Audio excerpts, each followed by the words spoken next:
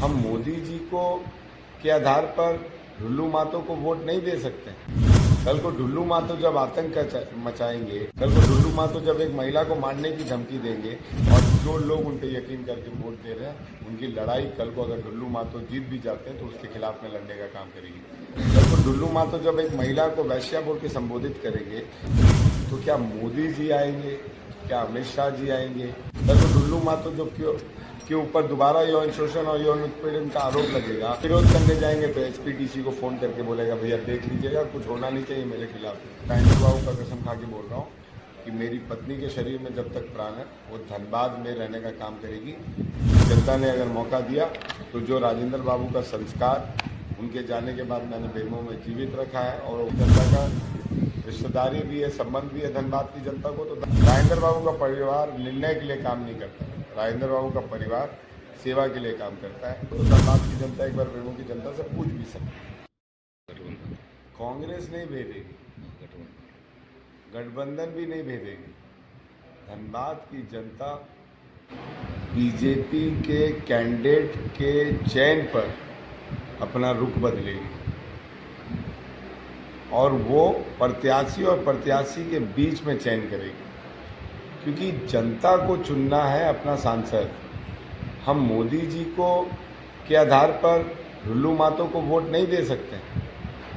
कल को ढुल्लू मातो जब आतंक मचाएंगे, कल को ढुल्लू मातो जब एक महिला को वैश्या बोल के संबोधित करेंगे, कल को ढुल्लू मातो जब एक महिला को मारने की धमकी देंगे, कल को ढुल्लू मातो जो के ऊपर दोबारा यौन शोषण और यौन उत्पीड़न का आरोप लगेगा, कल को ढुल्लू मातो पे जब जमीन पे लूट मचाने के क्रम में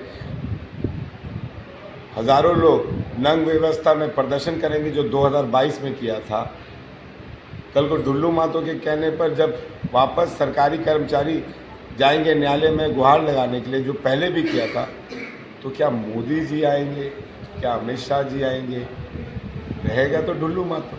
और विरोध करने जाएंगे तो एसपीडीसी को फ़ोन करके बोलेगा भैया देख लीजिएगा, कुछ होना नहीं चाहिए मेरे खिलाफ। जनता चुनेगी, हम लोग नहीं चुनेंगे। जनता रणनीति बनाएगी, हम लोग नहीं बनाएंगे। लेकिन इतना ज़रूर वादा है कि जनता ने अगर मौका दिया तो जो राजेंद्र बाबू का संस्कार उनके जाने के बाद मैंने बेमो में जीवित रखा है और वो बेमो की जनता बखूबी जान रही है और बेमो की जनता का रिश्तेदारी भी है, संबंध भी है धनबाद की जनता को। तो धनबाद की जनता एक बार बेमो की जनता से पूछ भी सकती है। उस संबंध को, उस हकीकत को जिंदा रखने का काम करूँगा। और आखिरी में बस इतना बोलूँगा, निर्णय कुछ भी, राजेंद्र बाबू का परिवार निर्णय के लिए काम नहीं करता है, राजेंद्र बाबू का परिवार सेवा के लिए काम करता है। और इसीलिए शायद मैंने पार्टी के निवेदन पर, पार्टी के आदेश पर भी मैं धनबाद में लोकसभा का चुनाव नहीं लड़ने आया, क्योंकि बेमो की जनता ने 7 बार मेरे परिवार को चुना।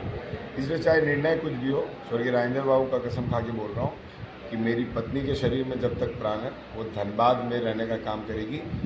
और जो लोग उन पे यकीन करके वोट दे रहे हैं, उनकी लड़ाई कल को अगर ढुल्लू मातो जीत भी जाते हैं तो उसके खिलाफ में लड़ने का काम करेगी। बोकारो जिला में, लोहांचल में रहेंगे। धनबाद जिला में हम लोग झरिया विधानसभा में हमारा आवास बन चुका है। 2 दिन के अंदर हम लोग शिफ्ट करने आ रहे हैं, ऑफिस ऑलरेडी रन कर रहा है, तो अब वहीं रहने का काम करेगी। जो वोटर्स वोट देंगे उसे हम लोग ठगने नहीं जाएंगे। गिरिडीह का निर्णय पहले ही हो चुका है। जिस जेपी पटेल के दम पर भारतीय जनता पार्टी ने गिरिडीह चुनाव लड़ाकर आजसू को जिताया था, वो जेपी पटेल को धुतकार कर आप लोग ने बाहर निकाल दिया। तो जेपी पटेल जी आ चुके हैं, मथुरा मातो जी लड़ रहे हैं। इनसे बड़ा मैं समझता हूँ कुर्मी परिवार पूरे झारखंड में नहीं। और जो बाकी पार्टी का वोट है, बाकी वर्ग का वोट है, वो भी इनको मिलने जा रहा है।